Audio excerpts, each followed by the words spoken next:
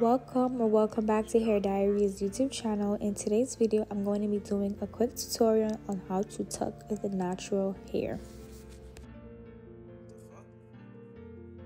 So for this section, I'm literally just molding the client's hair, making sure to comb out this section thoroughly from the top to the bottom and just comb it out.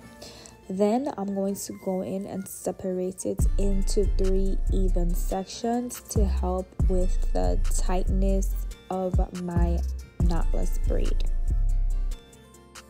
So there are multiple ways to start a knotless braid. No one way is the correct way, but this video is not necessarily about that. It's just to show you guys how I tuck my client's hair. So I began by placing the first strand of the colored hair and making sure to just get the base of the braid secured tightly. It's important that when you're feeding in hair, you're doing it seamlessly so that you can't see where you add new pieces in. So here is where the tucking parts come in. As you start to add more pieces and the section of colored hair becomes greater than the person's natural hair, you will put the person's natural hair behind of the colored hair. You will often see me using the comb to help comb out the section to help it blend properly. But the more hair you had, the more easier it will be to tuck the client's natural hair behind the braiding hair, because the braiding hair is greater than the person's natural hair.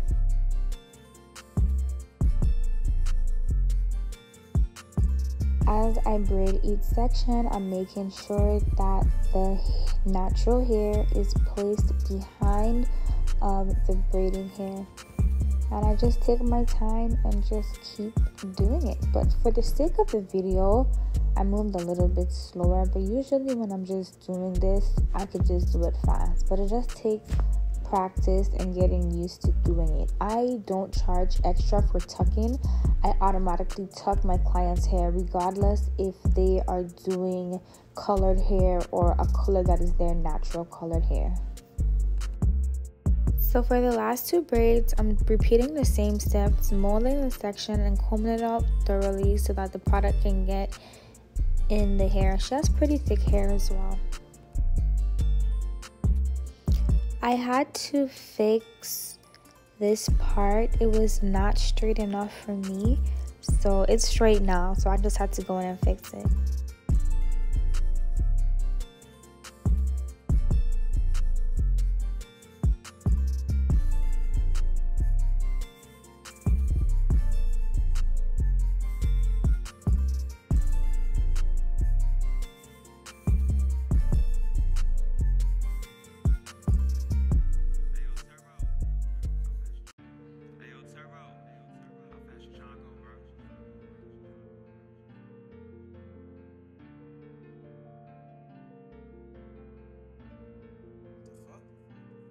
Turbo!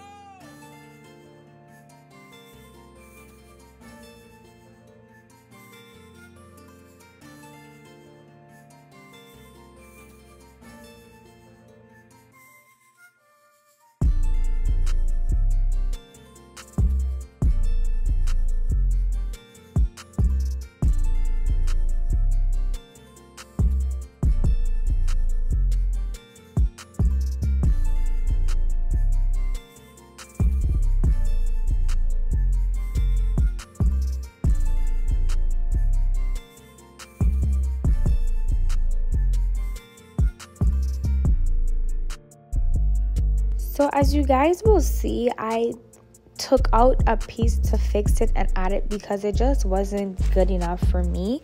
So sometimes you may have to do that. Sometimes you may have to unloose it a little bit to fix it, but it just depends. I'm a perfectionist. I really like my braids to look neat. So if I see a little imperfection while I'm braiding, I would do my best to fix it then in that moment. So yeah, you'll just be seeing me just fix it and improve the braid, really and truly. I hope this angle looks a little bit better and you guys can understand more.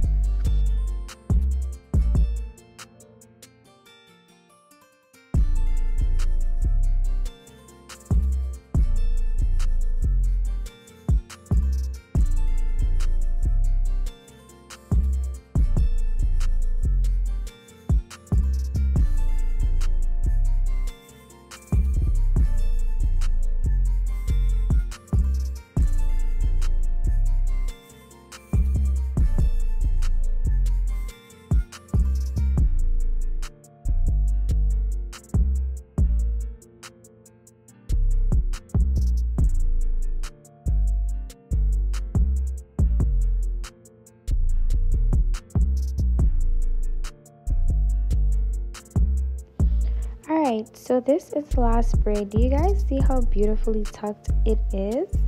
So because this is the last braid, I usually use edge control on the perimeter part, like right there, just so that could have an extra hole. I do not use edge control throughout the entire head because the edge control is too strong and tacky, and I don't want to break her hair.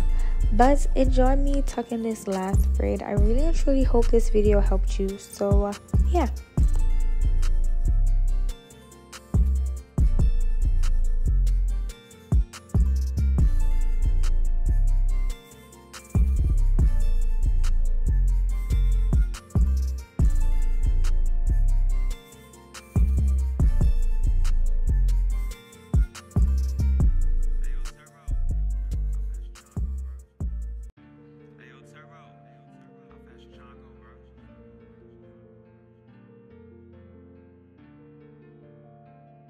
Just remember when tucking to have good grip.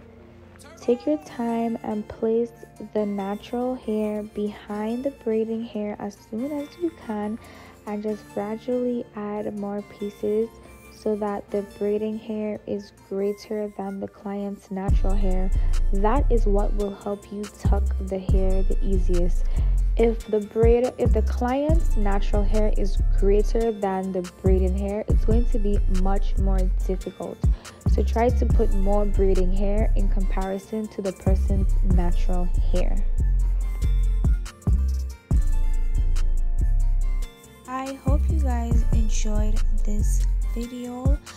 Let me know down below what you think, and the ending results should be coming up right now.